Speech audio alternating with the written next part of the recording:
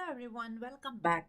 So there are situations wherein we need to deal with the large numerical arrays in Python. Now before looking into the best way to deal with those, let's have a quick look into a problem.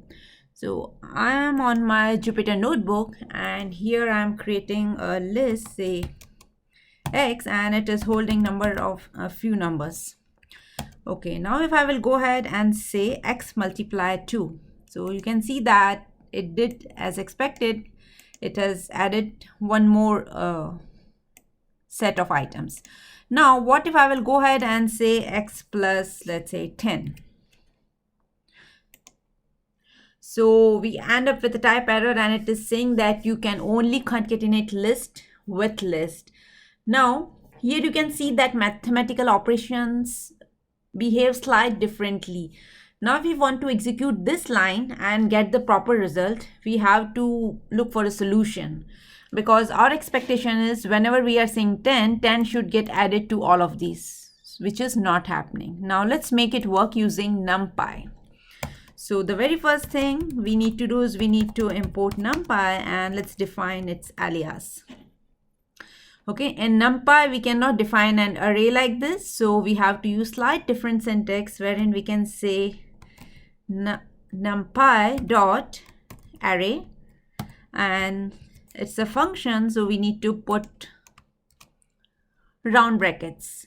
So now if I will go ahead and execute this, oops, I did some mistake. So here you can see that we got the output as expected and 10 got added to each of these elements. So this is what we were expecting in our earlier case also. And the reason why it is working is because because of the major feature of Numpy, which gives Python an array object that is much more efficient and very well suited for mathematical calculations rather than going for the standard Python list. So it is not only about addition or adding only 10 to existing number, but it also provides a collection of functions that allow us to work with various array operations.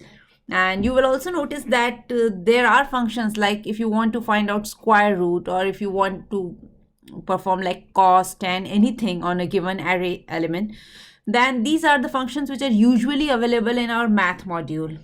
And the good thing about Numpy is no need to use the math module, and it provides a very faster way than looping over the array elements one at a time and then calling the function of a math module and make the things work. So next time whenever you want to play with the list having huge numerical values and you want to perform mathematical calculations, then just try out Numpy. I hope you enjoyed this short video and thanks for watching.